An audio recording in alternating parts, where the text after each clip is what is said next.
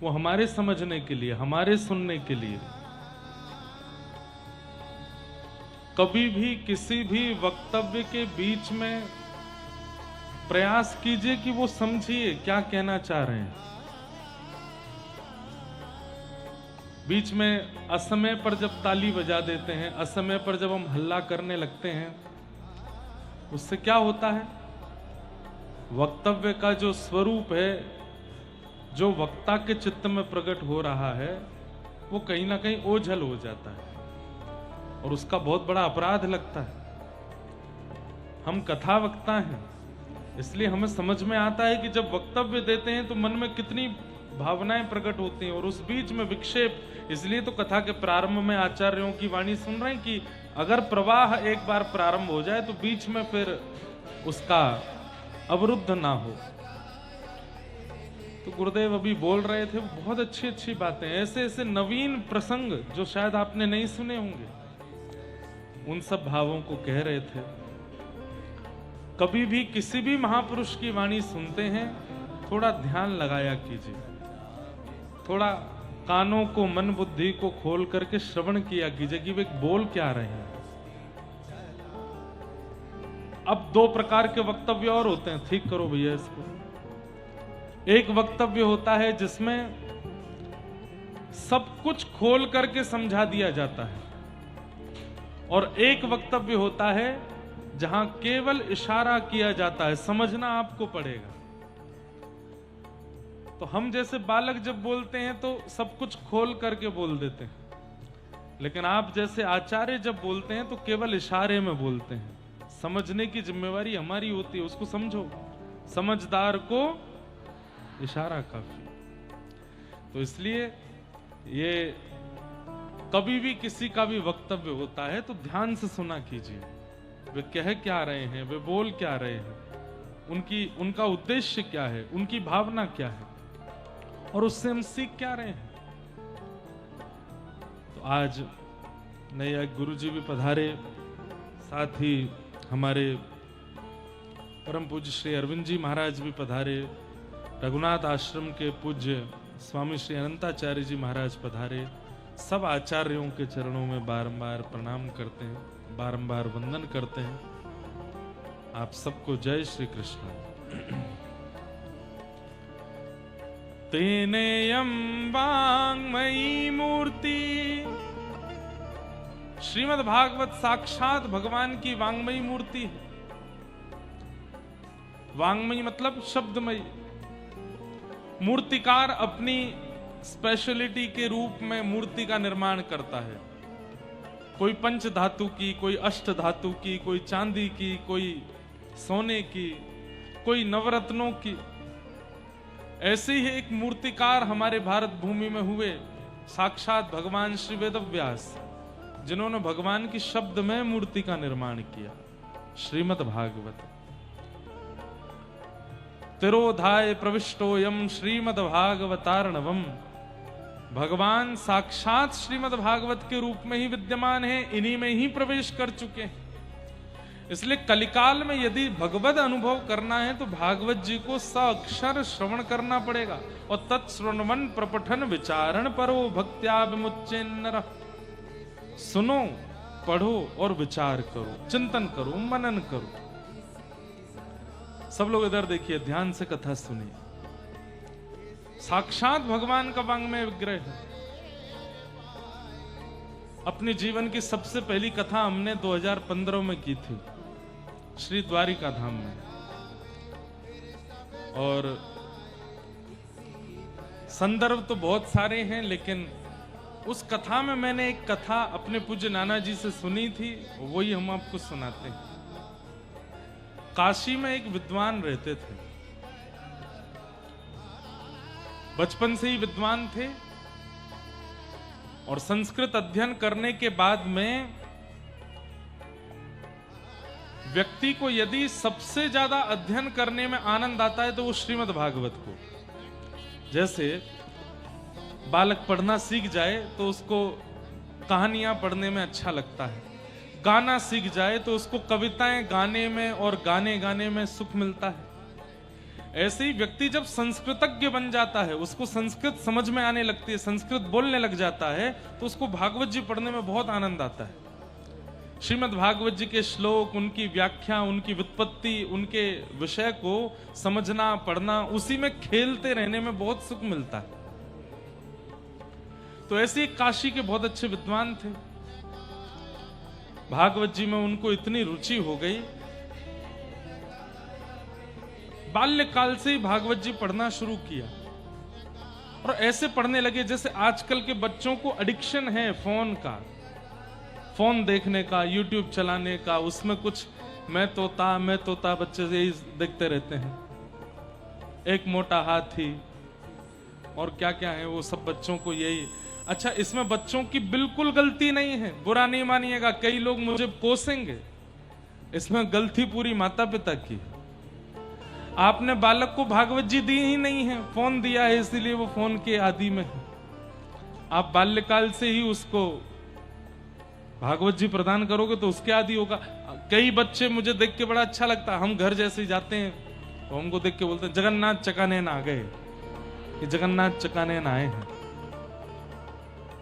हम इसीलिए कई सारे भाव गाते हैं ताकि आजकल के बच्चों को जो सुनाया जा रहा है वो सुनाया ना जाए, वो सुनाया ना जाए, ये सुनाया जाए जो सुनना है। कोई कहते हैं राधा गोरी गोरी आ गए, कोई कहते हैं जगन्नाथ चकानैन आ गए, चटक मटक ठाकुर आ गए, ऐसे बोलते हैं, जय जय आ गए, जय जय।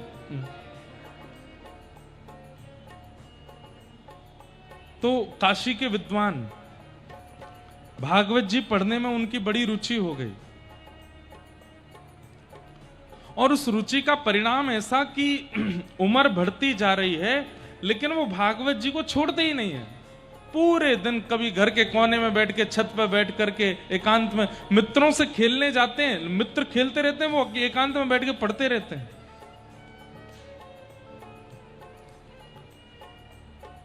घर के लोगों ने कहा बढ़िया संस्कृत पढ़ाई हमने, इसको बढ़िया विद्वान बनाया, ये तो पूरे दिन भागवत जी पढ़ता रहता है, चलो एक काम करो इसका ब्याह कर देते हैं, पत्नी घर में आवेगी, अकल ठिकाने लगा देगी। हमारे भारत में कई विवाह तो अकल ठिकाने लगाने के लिए ही किए जाते हैं, ये सत्य बात है।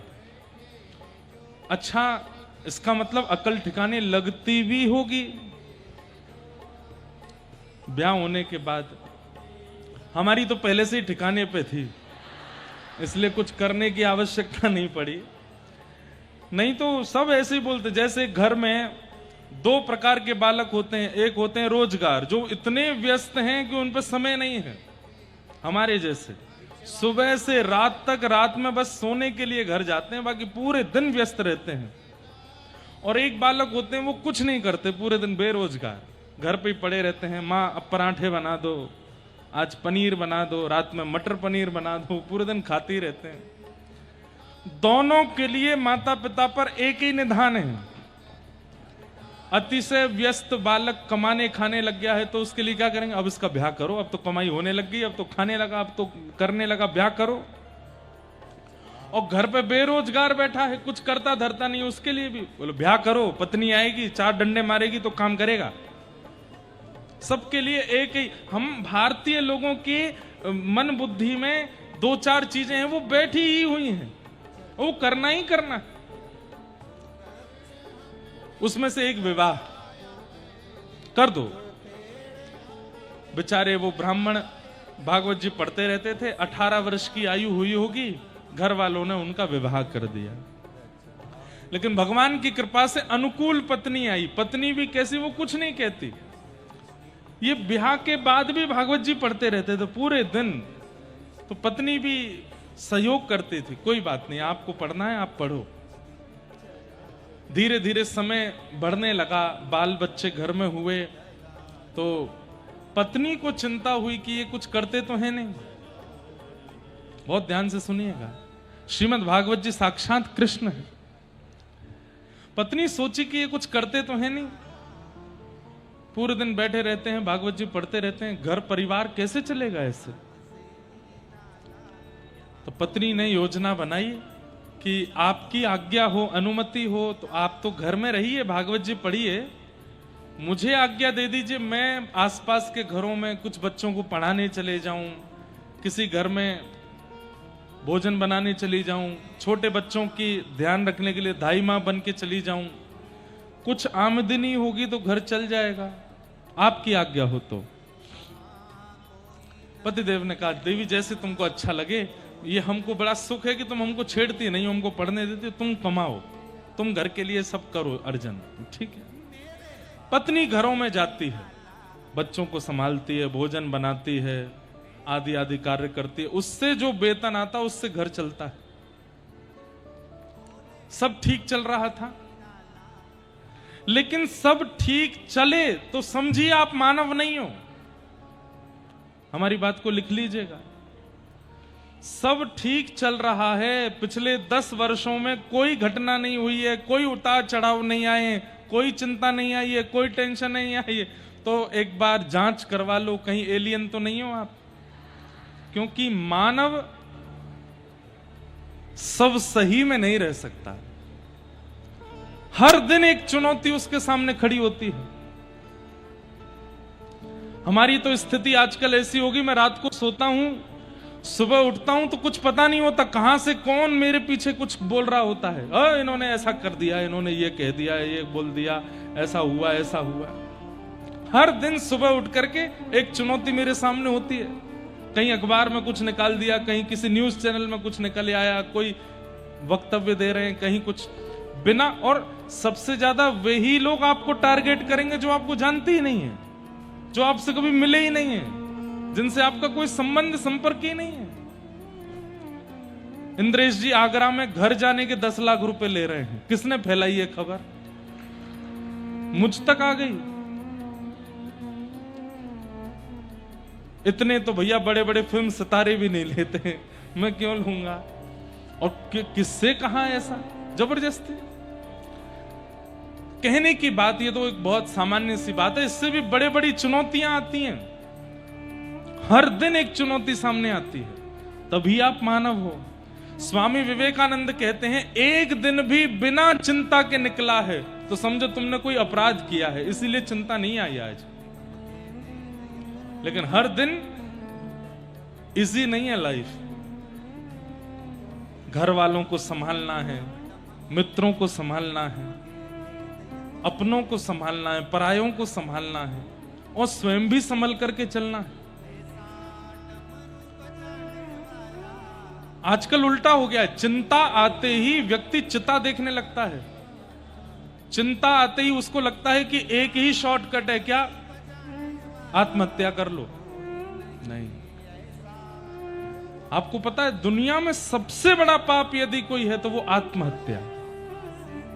2000 वर्ष के लिए प्रेत योनि में जाना पड़ता है जो व्यक्ति अपनी आत्महत्या कर लेता है।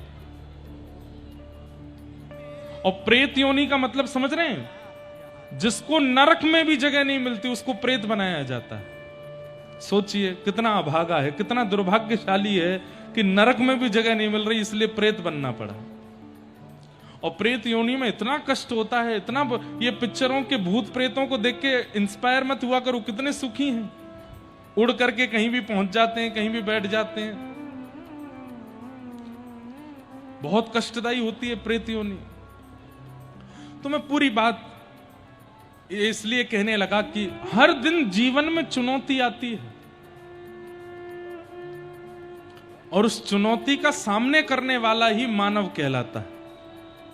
उस चुनौती से भागने वाला, शॉर्टकट अपनाने वाला, उससे निकल करके बचने वाला, वो मानव नहीं है। और मानव होगा लेकिन ठाकुर जी के लिए प्रिय नहीं होता। वो ठाकुर जी को वही प्रिय लेता है जो धनुष उठावे, बाण लगावे, और जहां भगवान लेकर के चले, युद्ध करके महाभारत युद्ध को जीत जाए। अर्जुन भी जब धनुष बाण छोड़ देता है तो भगवान कायर कहते हैं उसको। इसलिए घबराइए मत, जीवन में हर परिस्थिति का सामना कीजिए, हंस के करिए। चिंता होती है, होने दीजिए, लेकिन बुद्धि को बिल्कुल सम रख करके निकलिए उस स्थान से, उस विषय से, उस परिस्थिति से। याद रखना, अगर आप गलत नहीं हो, आपका मन, आपकी बुद्धि, आपके विचार गलत नहीं है, दुनिया आपको गलत बोल रही है, बिल्कुल चिंता मत करो। एक दिन आएगा, दुनिया को पता चलेगा कि आप गलत नहीं थे, आप सही थे, और वो सत्य स्वयं भगवान बताएंगे। आप चिंता मत करो। तो ब्राह्मण कुछ करते तो थे नहीं, पत्नी घरों में जाती थी, सब बढ़िया चल रहा था, लेकिन सब बढ़िया चलता नहीं है। एक दिन कुछ संतों का आगमन हुआ, और वे संत जब घर में आए तो आकर के बोले, हमने सुना है काशी के अच्छे विद्वान ब्राह्मण का घर है, हम 5-7 मूर्ति हैं, कुछ प्रसाद मिलेगा। पहले संत ऐसे ही आते थे, आजकल बुलाने वाले संत आते हैं, पहले बिन बुलाए संत आते थे। संत आ गए, अब वो जो ब्राह्मणी थी उसने कहा, अरे अरे पधारिए भगवान, पहली बार विवाह के इतने वर्ष बाद हमारे घर में संत आए हैं, आप पधारिए ना, विराजिए। वो ब्राह्मण निकल करके बाहर आए, संतों को प्रणाम किया, और संतों को बैठा करके उनके पास ही बैठ के भागवत जी का पाठ उनको सुनाने लगे। वो तो एक ही काम करते थे। अब वो पत्नी बेचारी रसोई में गई, रसोई में जाकर के सामग्रियां ढूंढी, तो ना दाल थी, ना आटा था, ना कोई भी सामग्री ऐसी थी जो संतों को पवाई जा सके, बस मुट्ठी भर चने थे।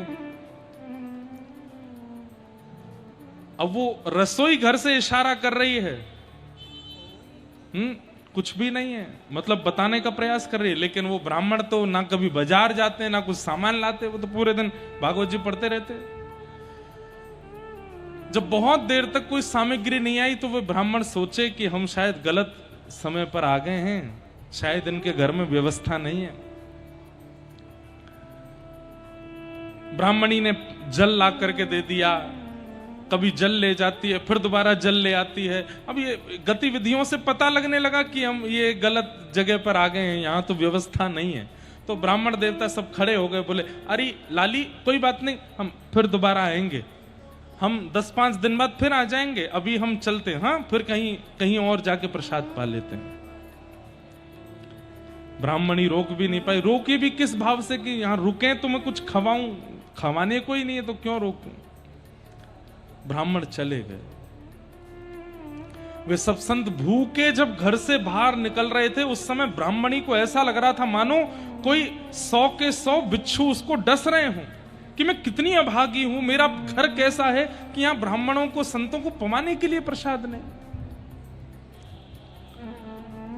जब सब संत चले गए तब लौट करके आती है तो देखती पति बैठ के अभी भागवत जी पढ़ रहे हैं। आज उसको क्रोध आया, बोलो कुछ करते नहीं हो, धरते नहीं हो, पूरे दिन बैठे रहते हो, पूरे दिन भागवत जी के पन्नों को पलटते रहते हो, इसी के श्लोकों को पढ़ते रहते हो। अरे क्या है इस ग्रंथ में, क्या है इस पोथी में, पूरे दिन इसी के पीछे पड़े रहते हो। तुम कहते हो ये कृष्ण है, तुम कहते हो ये साक्षात भगवान है। अरे भगवान कभी संतों को भूखा जाने देते हैं घर से? थोड़ा विवाद हो गया। ब्राह्मण बोले, देवी मुझसे कुछ भी कह लो, मेरी भागवत जी को कुछ मत कहो। बोले, भागवत जी को कुछ ना कहूं? केवल कोरे कागज हैं ये, केवल एक किताब है, पूरे दिन इसको हृदय से लगाए रखते हो। क्या दे दिया इन्होंने हमें आज तक? बच्चे भूखे सोते हैं हमारे, मैं दूसरे घरों में जाकर के काम करती हूं, उससे घर चलता है हमारा। यदि ये भगवान है तो घर नहीं चला सकते हमारा?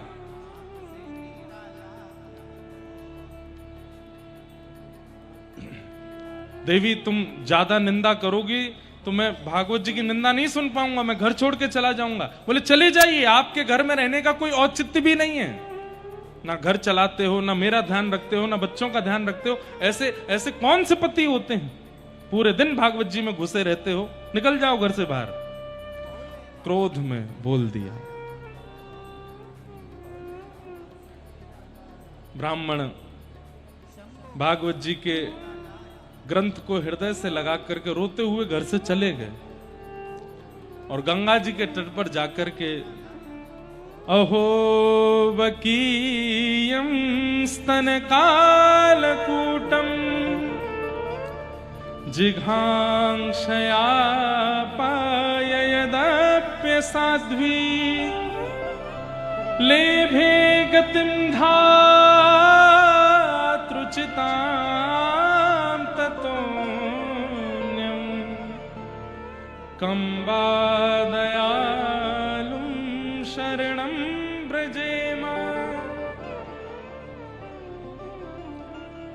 ब्राह्मण देवता कहने लगे, हे भगवान, बकासुर की बहन बकी यानी कि पूतना अपने पयोधरों में विष लगा करके आपको मारने के लिए आई थी, और आपने उसके पयोधर का पान करके उसको मार के कौन सी गति प्रदान की? वैकुंठ में जो यशोदा मैया की गति होनी चाहिए वो गति आपने पूतना को प्रदान की। आप इतने दयालु, आपसे बड़ा दयालु कौन? अरे हमें कोई अपशब्द कहने वाला आ जाए, हम उठा करके अपने पिता की गद्दी पर बैठाएंगे ना? हमें मारने का कोई षड्यंत्र करने लगे, हम अपने मां के स्थान पर उसको बैठा देंगे? कभी नहीं। ये तो भगवान है। पूतना कालकूट विष लगा करके पयोधर में पिलाने आई और भगवान ने उसको मार करके वैकुंठ में यशोदा मैया की गति पर बैठा दिया। कहते हैं कि जब पूतना आई थी तो भगवान ने अपने नेत्र बंद कर लिए। अनेक भाव बताए जाते हैं, उसमें एक भाव यह भी है कि भगवान नेत्र बंद करके वैकुंठ पहुंच गए और वैकुंठ में जाकर के सब वैकुंठ के लोगों से बोले, तैयारी करो तैयारी करो। बोले क्या बात है? बोले कोई आने वाला है। अच्छा, सब लग गए जगह संभालने में, और जहां पर भी कोई भक्त वैकुंठ जाता है उसके लिए एक नियुक्त स्थान होता है, वो स्थान ठाकुर जी ही नियुक्त करते हैं। तो एक नया भवन खोल दिया। ठाकुर जी बोले नहीं, इस भवन में नहीं, हमारी यशोदा मैया कालांतर में जिस भवन में आके विराजेंगी वो भवन कहां है? बोले वो तो वहां है। बोले उसको खोलो, उसमें आएंगी।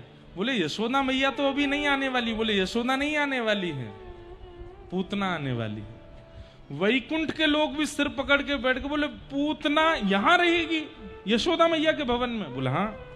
बोले हम उसको यही गति प्रदान करेंगे। वैकुंठ के लोग सब भगवान के चरणों में गिर गए। बोले आपसे बड़ा दयालु कौन हो सकता है नाथ? इसी श्लोक को याद करते हुए ब्राह्मण रोने लगे और बोले, बकासुर की बहन पूतना को आप यशोदा मैया की गति दे सकते हो नाथ, मेरी पत्नी वो अभी आपके रूप को जानती नहीं है। वो आपको किताब कह रही है, पोथी कह रही है, पन्ना कह रही है, अक्षर कह रही है। हे नाथ, मैंने आज तक इतने भागवत जी के पाठ किए हैं, इन सबकी कृपा का एक ही फल दे दीजिए कि आपकी महिमा मेरी पत्नी को पता चले। और ऐसा कहकर के जब रोने लगे तो बंधुओं, ठाकुर जी से सब सहन होता है, लेकिन अपने प्रेमी भक्त के नेत्र के आंसू सहन नहीं होते। और वो भी कब? जब उनकी याद में रोया जाए। अपनी पीड़ा से रो रहा है, अपने विषाद से रो रहा है, अपनी दिक्कतों से रो रहा है, तब कोई बड़ी बात नहीं। लेकिन कोई उनको याद करके रो रहा, इसलिए रो रहा है कि मैं वृंदावन क्यों नहीं जा पा रहा, इसलिए रो रहा है कि मैं कथा में क्यों नहीं पहुंच पा रहा, इसलिए रो रहा है कि मैं अपने ठाकुर की सेवा क्यों नहीं कर पा रहा। ठाकुर जी को उस व्यक्ति का रुदन सहन नहीं होता। फिर आपको पता नहीं चलता है, लेकिन किसी ना किसी अज्ञात रूप में ठाकुर जी उस समय आकर के आपका स्पर्श कर लेते हैं जब आप उनकी याद में रोते हो। और एक बात कहूं,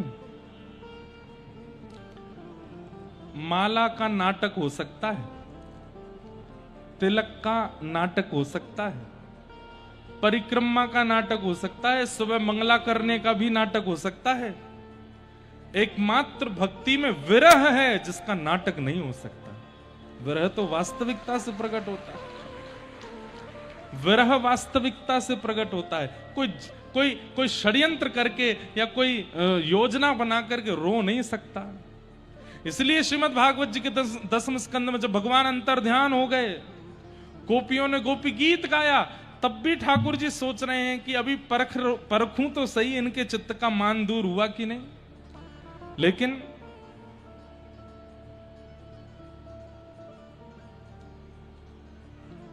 रुरुदुः स्वस्वरम राजन कृष्ण दर्शन लालसा।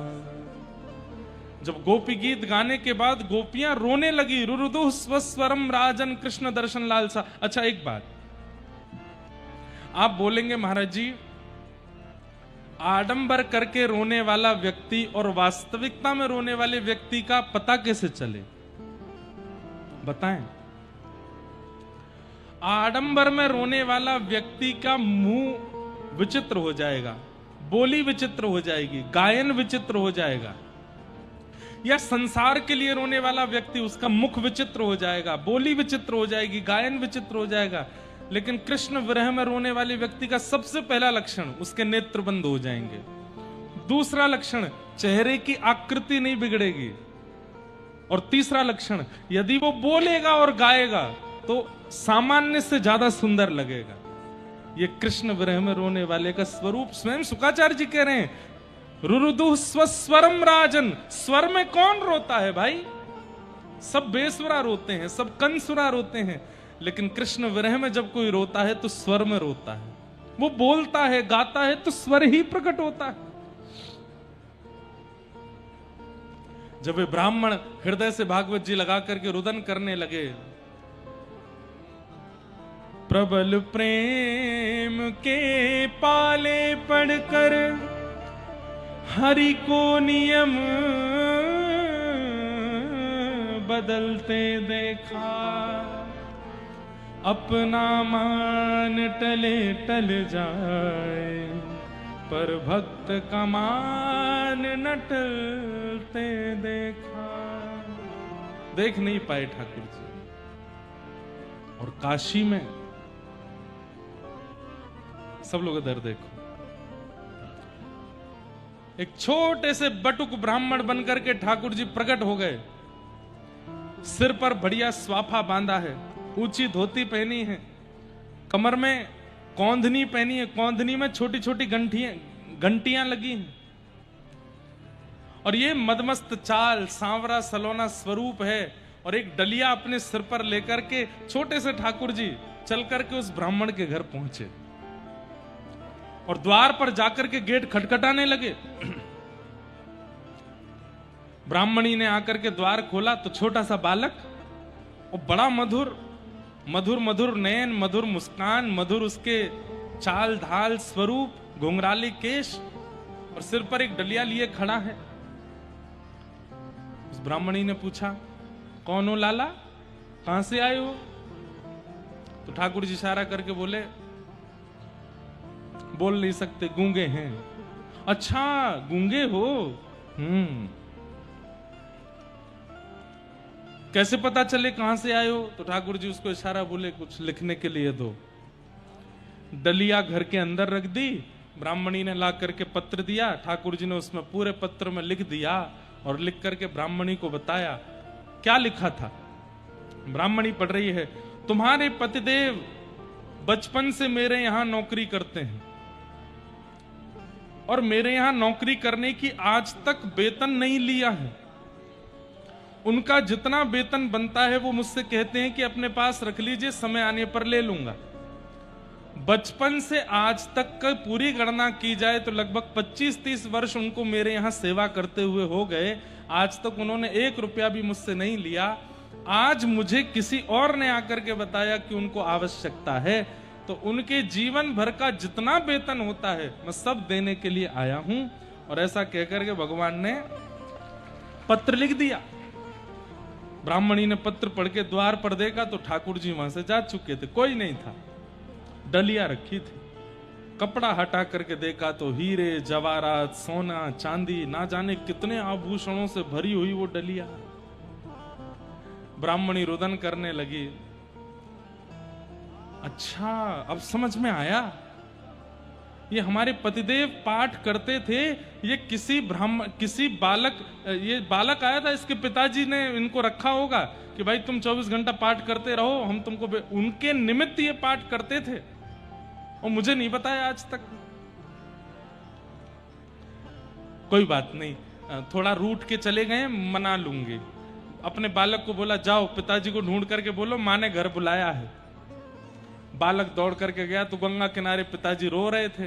बोले, पिताजी पिताजी माँ ने घर बुलाया है, जल्दी आ जाना आप। हाँ शाम तक आता हूं। बालक घर पहुंच गया, पूरा घर सजाया, बिल्कुल बढ़िया अद्भुत कर दिया। शाम को जब ब्राह्मण देवता आए, अपने ही घर के बाहर आकर के बोले, ये मेरा घर है, ये तो बदल गया। बाहर मालाओं की लड़ी लगी हैं, सुंदर दीप जले हैं। बोले, ऐसा लग रहा है जैसे दीपावली का घर हो, इतना सुंदर। द्वार के भीतर जैसे ही प्रवेश किया तो पत्नी बिल्कुल साज श्रृंगार करके बिल्कुल नवीन बन करके और आरती कर रही है। बालक सब खेल रहे हैं, आनंद कर रहे हैं, घर के अंदर बड़ी खुशियां। पतिदेव बोले ऐसा क्या हो गया जो इतना सब कुछ, सुबह भी पूजा हुई थी हमारी, तो दोबारा से पूजा हो रही है, क्या हो गया? देवी इतनी प्रसन्न क्यों हो, क्या बात है? और ये बालक इतने नए नए वस्त्र पहन के कहां से आ गए, और ये घर में बड़ी रौनक लग रही है, क्या बात है? पत्नी बोली आज तुम्हारी चोरी पकड़ी गई इसलिए। बोले चोरी कौन सी चोरी? बोले बचपन से आज तक इतना बड़ा तुम काम करते आए थे और किसी के यहां मजदूरी करते थे, हमको बताया नहीं। ये मजदूरी का ही पाठ पूरे दिन घर में चलता रहता था। आज तुम्हारे सेठ जी आए थे, और सेठ जी नहीं, सेठ जी का बेटा आया था। बोले कौन से सेठ जी, कौन सा बेटा, कौन सी मजदूरी, क्या बोल रही हो? तुम्हारे सेठ जी का गूंगा बेटा है कि नहीं है? बोले मेरे कोई सेठ ही नहीं है तो गूंगा बेटा कहां से होगा? अरे वो आया था, आकर के वो सब दे करके गया। कक्ष के भीतर पूरी डलिया रखी थी, वो देखो कितना सारा सोना चांदी हीरे जवाहरात। ब्राह्मण देव बोले देवी तुम कहां से चोरी करके लाई हो, बता दो। बोले कहीं से चोरी करके नहीं लाई, वो दे के गए। तुम्हें कैसे पता? तुम कह रही हो गूंगे थे तो फिर वो बोले तो नहीं होंगे? बोले हाँ उन्होंने लिख के दिया, ये देखो। और जैसे ही वो पत्र सन्मुख आया, उस पूरे पत्र को जब उन्होंने पढ़ा, समझ गए जगत मजूरी देत है, क्यों राखे भगवान। जब पूरा विश्व आपकी मजदूरी देता है तो जब ठाकुर जी के लिए मजदूरी करोगे वो नहीं देंगे? समझ गए कि इन शब्दों में सेठ कोई और नहीं है, इन शब्दों में मजदूरी कुछ और नहीं है। सेठ भगवान है, मजदूरी भागवत जी का पाठ है, और आज उसी का वेतन देने के लिए आए हैं। और देखने के एक क्षण बाद वे सारे अक्षर अंतर ध्यान हो गए, और जिस वेशभूषा में ठाकुर जी उस ब्राह्मण के घर आए थे वही स्वरूप उस पन्ने पर प्रकट हो गया। ठाकुर जी ऐसे करके खड़े हैं और मधुर दर्शन दे रहे हैं। पत्नी को समझाया, कोई और नहीं थे, साक्षात गोपाल जी आए थे। और वही सब देखे। उस दिन के बाद से पत्नी ने भी नियम ले लिया, वो भी ब्राह्मण देवता के सन्मुख बैठ करके भागवत जी का पूरा पाठ सुनने लगी। और एक समय आने पर संपूर्ण परिवार एक साथ भगवान के वैकुंठ धाम में विराजमान हुआ। ऐसी भागवत जी साक्षात कृष्ण है, साक्षात कृष्ण है, भगवान का वांग्मय स्वरूप है।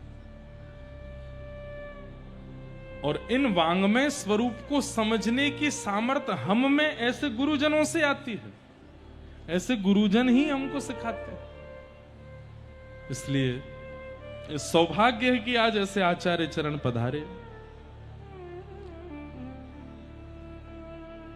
निगम कल्प तरोर गलितम फलम, सुख मुखाद्रमितद्रव संयुतम, पिबत भागवतम रसमालयम, मुहुर्हो रसिका भुवि भावुका। श्रीमद् भागवत जी के 2 मंगलाचरण कल हम लोगों ने सुने थे। तीसरा मंगलाचरण ये, निगम कल्प तरोर गलितम फलम, सुख मुखाद अमृत द्रव संयुतम। निगम कहते हैं वेद को, वेद रूपी कल्प वृक्ष का पका हुआ फल है श्रीमद् भागवत। ऋग्वेद, यजुर्वेद, सामवेद, अथर्ववेद, ये जितने भी वेद के स्वरूप हैं, उन वेदों का एक वृक्ष है, और उस वृक्ष का जो फल है वो श्रीमद् भागवत है। मतलब यदि आप भागवत जी का श्रवण करते हैं, भागवत जी का सेवन करते हैं, भागवत जी का निरुध्यासन करते हैं, तो आप समस्त वेदों का श्रवण कर रहे हो। सारे वेदों का सारम सारम समद्वितम, सबका सार भागवत जी में विद्यमान है, फल है। अच्छा एक बात, श्रीमद् भागवत जी को यहां कहा गया निगम कल्प तरोर गलितम फलम, फल। सब लोग ध्यान से सुनिए, इधर देखिए। महादेव पर आज तक जितना दूध चढ़ाया था भगवान श्रीमन नारायण के लिए जितनी एकादशी व्रत किए थे, यमुना जी, गंगा जी, कावेरी आदि आदि नदियों में जितना स्नान किया, बद्रीनाथ, केदारनाथ, गंगोत्री, यमुनोत्री, जितनी भी तीर्थ यात्राएं आज तक आपने की, जो कुछ भी अपने जीवन में पुण्य कर्म किए हैं, उन सब के फल के रूप में श्रीमद् भागवत की कथा सुनने को मिल रही है।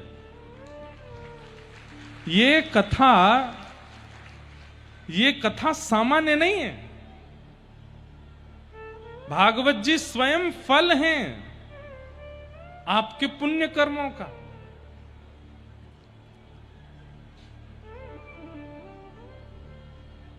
अनेक जन्मों के अर्जित पुण्यों के फल के रूप में भागवत जी मिली हैं। तो यहां फल कहकर के इस बात को सिद्ध कर दिया कि भागवत जी से फल मत मांगना।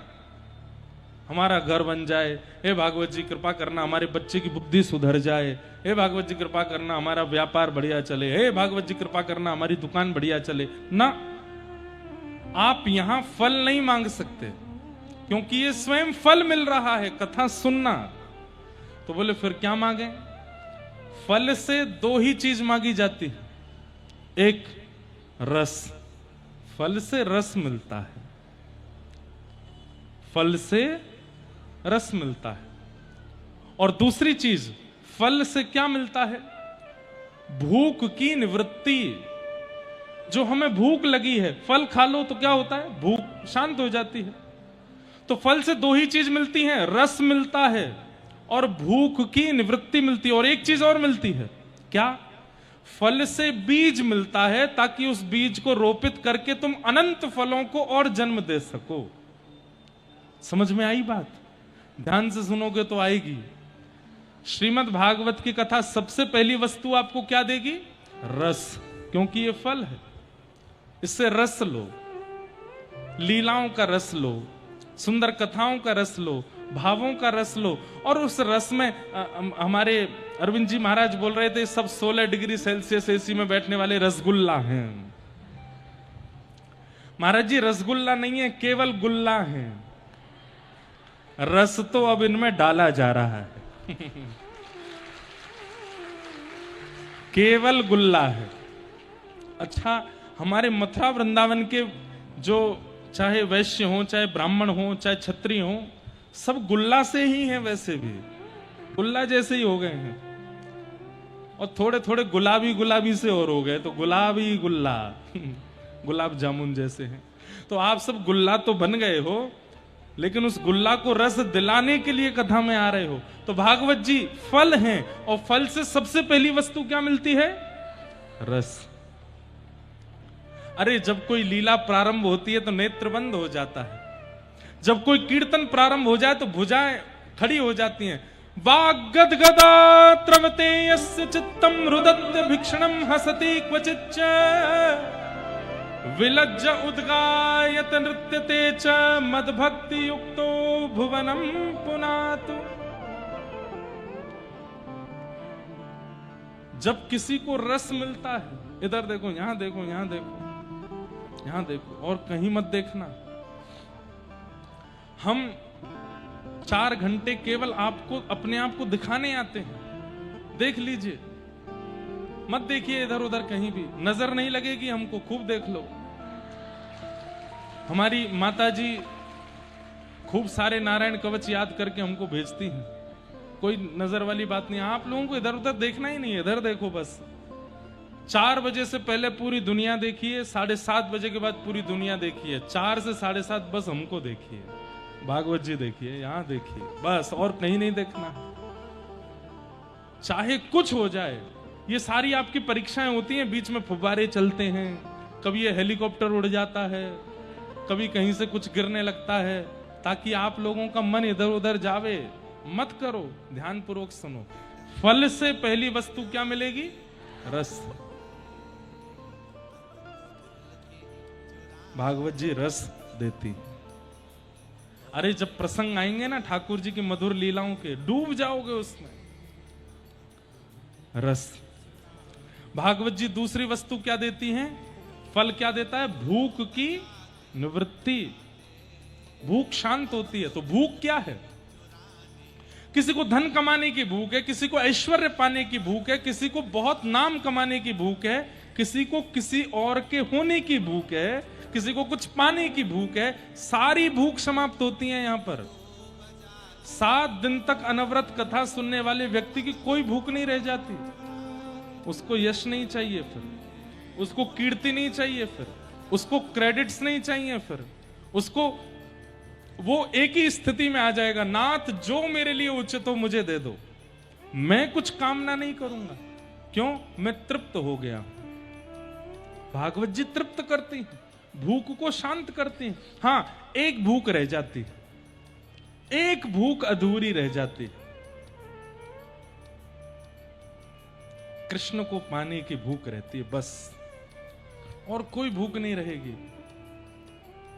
बड़े बड़े ऐश्वर्य प्राप्त करने वाले लोग कथा कराते हैं, करोड़ों का टर्नओवर करने वाले लोग कथा सुनते हैं, और कथा सुनने के बाद उनकी स्थिति देखिए, रोते हुए आते हैं, बोल महाराज जी अब कुछ नहीं चाहिए, ऐसा लगता है हमने 60 साल बर्बाद कर दिए। अरे हमने कहा इतना बड़ा एम्पायर खड़ा कर दिया आपने, बोले ये सब व्यर्थ लग रहा है, ये लग रहा है असली वस्तु तो आज मिली जो 60 साल पहले मिलनी चाहिए थी।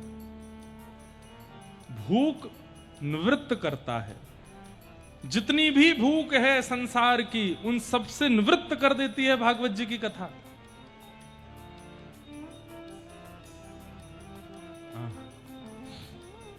तो पहली वस्तु फल रस देता है, दूसरी वस्तु फल भूख की निवृत्ति करता है, और तीसरी वस्तु फल बीज देता है। जय हो गुरुदेव। आज आपकी भूमिका पर ही बोल रहे हैं हम।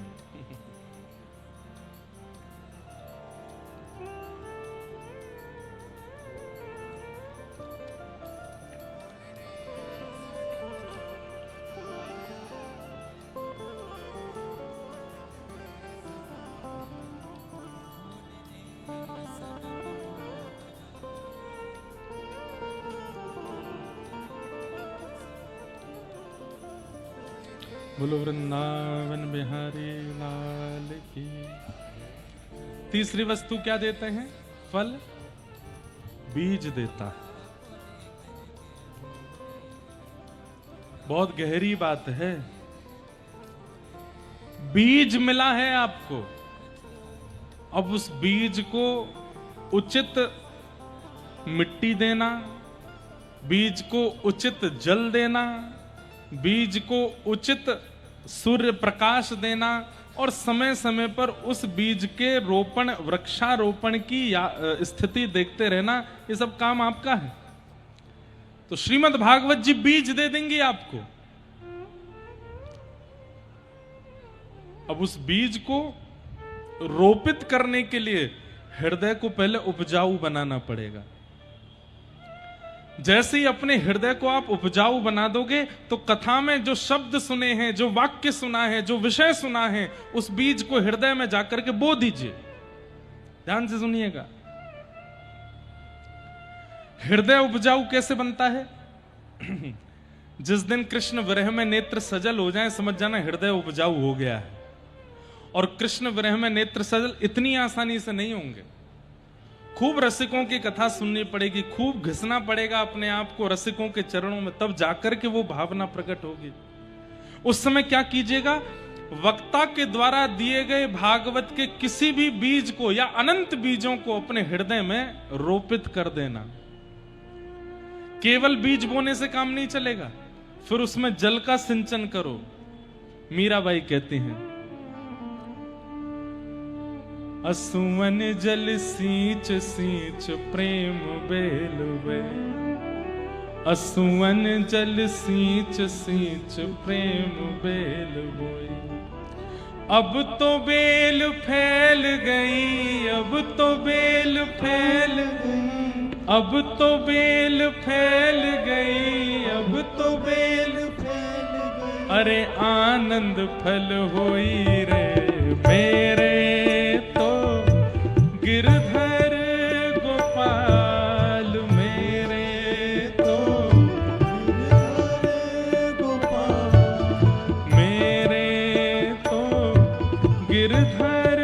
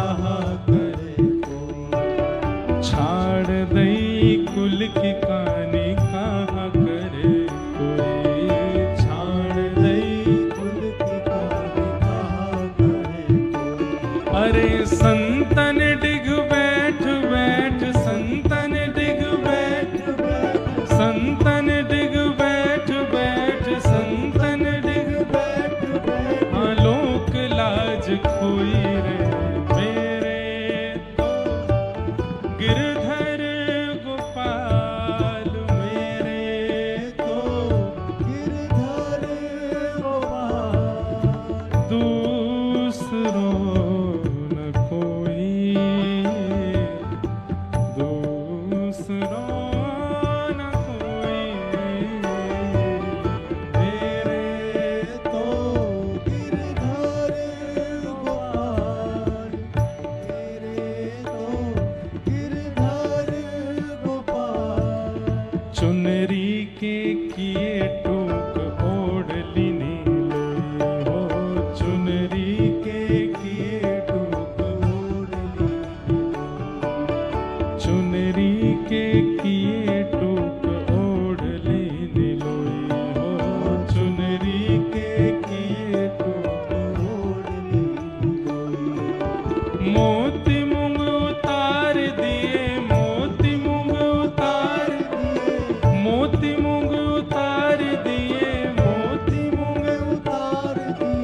वनमाला बोई रे मेरे तो गिरधर गोपाल, मेरे तो गिरधर गोपाल। दूसरों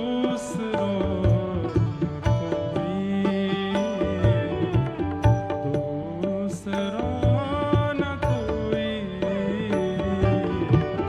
मेरे तो गिरधर गोपाल।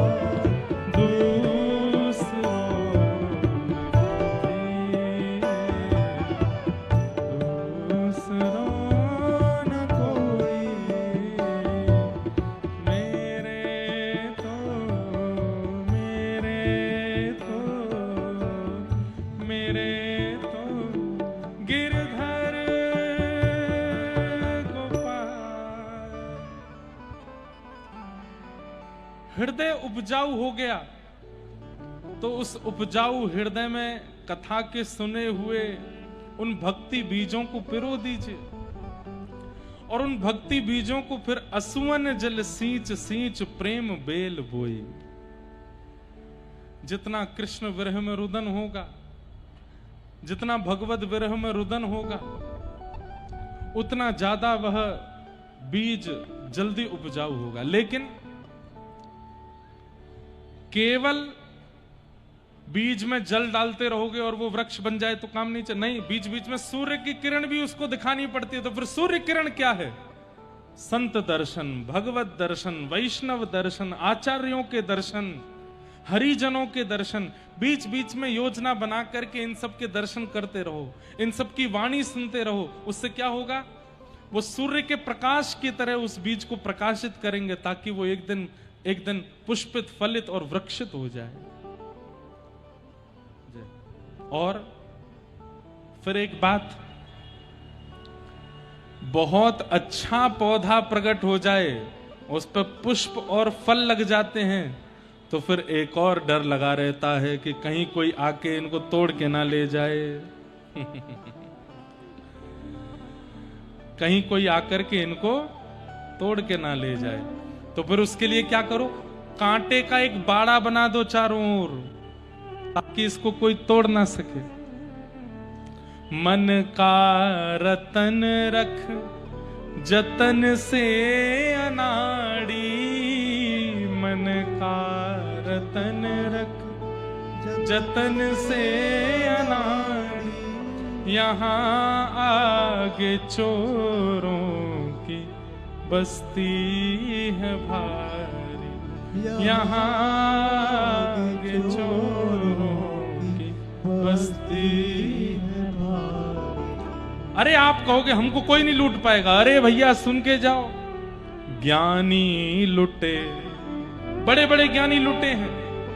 गुमानी यहाँ पल में लुट जाए लाखों का डेरा, पग बढ़ा हो ना जाए देर। ये अभिमान तो कभी मत कर लेना, ये अभिमान तो कभी मत कर लेना कि मेरे जीवन में कोई व्यसन नहीं आएगा, मुझको कोई अपनी ओर वशीकृत नहीं कर सकता, मेरा मन कभी किसी पर नहीं जा सकता। राम राम राम, इसने कितना गलत किया, मैं कभी नहीं कर सकता ना। किसी को कोई भरोसा नहीं। कई बार उन लोगों से भी वो गलती हो जाती जिनसे कभी उम्मीद नहीं थी, ये ऐसा कर सकते हैं।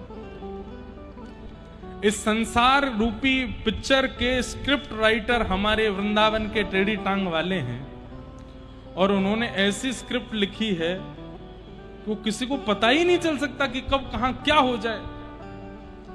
बड़े बड़े योगी, बड़े बड़े व्यक्ति, बड़े बड़े साधु हिमालय पर हजारों वर्ष तपस्या करने के बाद भी फिसलते देखे हैं यहां पर, और अति नीच, अति अधम स्थिति में पड़े हुए भक्तों को भी जगन्नाथ जी के हृदय से लगा हुआ देखा है। हाँ? सदन कसाई क्या करता है? रोज मांस काट करके और लोगों में बांटता है, बेचता है, और मांस विक्रय करता है। ये तो उसका अधम पाप है ही, उससे भी बड़ा अधम पाप क्या है? उससे भी बड़ा अधम पाप क्या है? तराजू में मांस को जिससे तोलता है वो कोई पत्थर नहीं है, साक्षात शालिग्राम भगवान। शालिग्राम भगवान से मांस को तोल करके बेचता है। कथा सबने सुनी है। एक बार एक महात्मा निकले तो उन्होंने देख लिया कि ये तो शालिग्राम भगवान है। सदन कसाई से बोला, अरे ये जो तुमने जो रख रखे हैं कोई पत्थर नहीं है, कोई वाट नहीं है जो इससे तुम तोलते हो, ये साक्षात शालिग्राम भगवान है, इनको दे दो। डर के मारे शालिग्राम भगवान दे दिए। उनको लेकर के महात्मा चले गए। महात्मा ने जाकर के बढ़िया पंचामृत अभिषेक किया, चांदी के सिंहासन पर बिठाया। रात में ठाकुर जी स्वप्न में आके रोने लगे। महात्मा बोले, क्या हो गया? बोले, मुझे वापस सदन के पास ही छोड़ के आओ, मुझे तो वहीं आनंद आ रहा है। समझ रहे हैं? बड़े बड़े योगी, बड़े बड़े जपी, बड़े बड़े तपस्वी, बड़े बड़े त्यागी, बड़े बड़े वैरागी, उनको ठाकुर जी मिल नहीं रहे हैं। और कहां वो अधम स्थिति का जो मांस विक्रय करने वाला सदन कसाई, उसके लिए जाने के लिए ठाकुर जी रो रहे हैं, मुझे उसी के पास जाना है। इसलिए ये अभिमान कभी मत कीजिएगा कि मैं बहुत नियम से रहता हूं, मैं बहुत संयम से रहता हूं, मैं बड़े शास्त्रों का अनुमूलन करता हूं, मैं जो है बड़ी गुरु आज्ञा और वैष्णव संत आज्ञा में रहता हूं, मेरे ऊपर कोई प्रभाव नहीं होगा ना। कहीं भी कुछ भी हो सकता है। एक छेद भी यदि होगा ना तो उस छेद में पूरा मूषल प्रवेश कर सकता है। आप में एक छिद्र भी यदि दिख गया है संसार के कलयुग को, उस छिद्र से मूषल प्रवेश कर देगा भीतर। इसलिए यह अभिमान मत करना कि मुझे कुछ नहीं होगा ना, कुछ भी हो सकता है।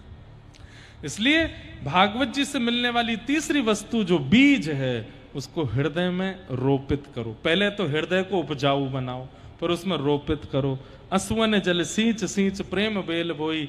सूर्य का प्रकाश यानी वैष्णव संत हरिजन, इन सब के दर्शन करो, इन भक्तों का संग करो। तत्पश्चात एक कांटे का बाड़ा रखो। कांटे का बाड़ा क्या है? नाम जप। जितना नाम जप करोगे उतना मजबूत बाड़ा है आपका। भैया डिस्टर्ब नहीं करो, यहां से कोई कुछ बजाओ नहीं, कुछ मत करो। जितना नाम जप करोगे उतना कांटे का बाड़ा मजबूत रहेगा, कोई चोरी नहीं कर पाएगा। मीराबाई को उनकी भक्ति को नष्ट करने के लिए, उनके भाव को नष्ट करने के लिए हजारों प्रयास किए गए। मन चले लोग कितने मीराबाई के पीछे लगे रहते थे। सुंदर तो थी वे, स्वरूप की सुंदर। एक मनचला व्यक्ति उनके पीछे लग गया तो भक्तिमती मीराबाई समझ गई। उस व्यक्ति ने कुछ प्रस्ताव भी जारी किया तो मीराबाई ने संतों के बीच में बिस्तर लगा दिया और बोले कि तुम्हारा जो भी भाव है, ये सब संत चारों ओर बैठे हैं, इन सब के बीच में प्रकट करो। मैं तो संतों के बीच में रहती हूं, इन सबके बीच में प्रकट करो। तो उसको इतनी लज्जा हुई अपने भाव पर, मीराबाई के चरणों में प्रणाम करके चला गया। इसे कहते हैं कांटे का बाड़ा। किसी ने आकर के कितना भी प्रयास किया आपकी भक्ति को नष्ट करने का, लेकिन आपका बाड़ा इतना मजबूत था कि वो हिला नहीं पाया। हम लोगों का हृदय बहुत बढ़िया है, हम लोगों का प्रेम बहुत बढ़िया, लेकिन बाड़ा नहीं है हमारे पास। कभी भी कोई भी किसी भी प्रकार से हमारे हृदय को हिला करके जा सकता है। इसलिए बाड़ा तैयार करो। बाड़ा कैसे तैयार होगा? नाम जप से। अच्छा, आप कहोगे महाराज जी अब हृदय में जो बीज बोए थे वो पुष्पित हो गए, फलित हो गए, बाड़े चारों तरफ लगा दिया, किसी को उसकी चोरी करने नहीं दी। एक दिन क्या हुआ? एक दिन श्याम सुंदर निकले, और निकले हुए श्याम सुंदर के मन में भाव आया, आज मुंह को कोई ने पुष्प की माला नहीं पहनाई, कहीं बढ़िया कोई बगीचा हो तो वहां से पुष्प चयन करके माला तैयार करके गले में पहनूंगा। और भ्रमण करते करते ठाकुर जी ने देखा, अरे बड़ी बढ़िया सुगंधी आ रही है, ये कहां से आ रही है? ओ, ये आगरा को कोई भक्त है, वाके चित्त में एक सुंदर पुष्प प्रकट भयो है, एक वृक्ष है, वहां में बहुत सारे पुष्प लगे, वाकी सुगंधी है, सोई ठाकुर जी हृदय में आ जाएंगे। अच्छा, श्री कृष्ण कैसे हैं? जिनके उपस्थित होते ही सारे बंधन खुल जाते हैं। वसुदेव जी महाराज जब मथुरा से गोकुल लेकर के आए थे, तो जैसे ही हाथ में ठाकुर जी ली, हथकड़ियां खुल गई, बेड़ियां खुल गई, सारे ताले खुल गए।